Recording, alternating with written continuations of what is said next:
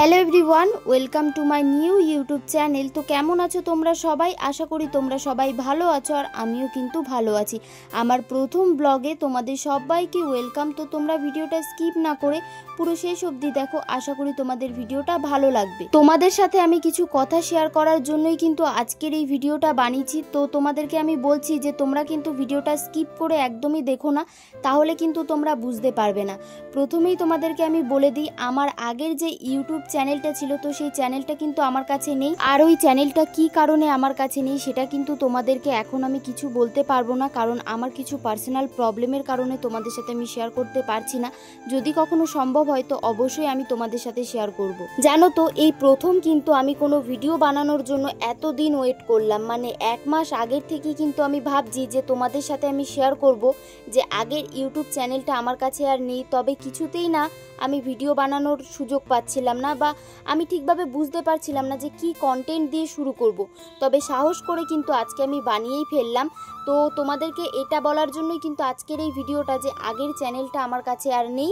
আর এরপর থেকে কিন্তু ডেলি ভ্লগস তোমরা এই চ্যানেলেই আমার দেখতে পারবে। যারা যারা এখনো সাবস্ক্রাইব করোনি তারা কিন্তু আমার এই চ্যানেলটা সাবস্ক্রাইব করে দিও, কারণ এরপর থেকে তো তোমাদেরকে বললামই যে এই চ্যানেলেই কিন্তু আমি ভিডিও আপলোড করব। জানো তো, আমি যখন জানতে পারলাম যে আমার আগের ইউটিউব চ্যানেলটা আমার নতুন ফোনে খোলা যাচ্ছে না বা আর খোলা যাবে না, তো সেটা জানার পর কিন্তু আমার মনটা অনেকটা খারাপ হয়ে গেছিল।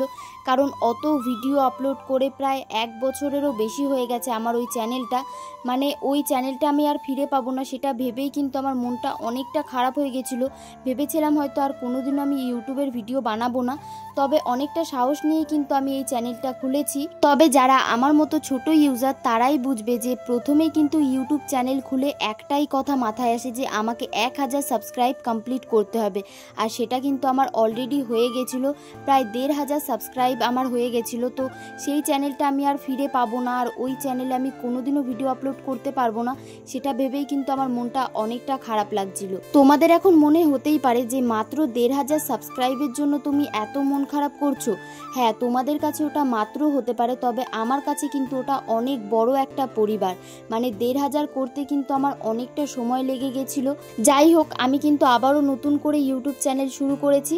আর আমার বিশ্বাস যে তোমরা আগের চ্যানেলে আমাকে যেরকম সাপোর্ট করেছো, এই চ্যানেলেও কিন্তু তার থেকে বেশি সাপোর্ট করবে। এতক্ষণ তো আমার মন খারাপের কথাগুলো তোমাদেরকে বলছিলাম, এরপরে চলো আমার মন ভালো করার কিছু কথা তোমাদেরকে বলি। জানো তো, প্রায় 2 মাস পর থেকে কিন্তু আমি আবারও ভিডিও করছি। এই 2 মাস আমি কি কারণে ভিডিও করিনি তোমাদেরকে তো প্রথমেই বললাম যে আমি কিন্তু এইসব ব্যাপারে আর কথা বলতে চাই না। আর তোমরা অনেকেই জানতে চেয়েছিলে যে আমি কিভাবে রিলস ভিডিও শ্যুট করি আর কোথায় বা শ্যুট করি, তো সেটাও কিন্তু তোমাদেরকে এই ভিডিওতে আমি দেখিয়ে দিচ্ছি। দেখো, এখানে কিন্তু আমি আমার রিং লাইট নিয়ে চলে এসেছি, ট্রাইপড নিয়ে চলে এসেছি, আর আমার ব্যাকগ্রাউন্ড কোনটা সেটাও কিন্তু তোমরা জানতে চেয়েছিলে।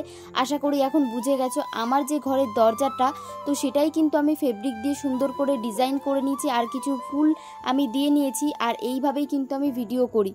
আর দেখো, প্রায় 2 মাস ভিডিও না করার কারণে কিন্তু আমার রিং লাইটে অনেক ধুলো পড়ে গেছে, তো সেটাকেই কিন্তু মুছে নিচ্ছিলাম আমি। জানো তো, এই 2-2.5 মাস আমি ভিডিও বানাইনি, আর দিনগুলো যে আমি কিভাবে কাটিয়েছি সেটা হয়তো একমাত্র আমিই জানি।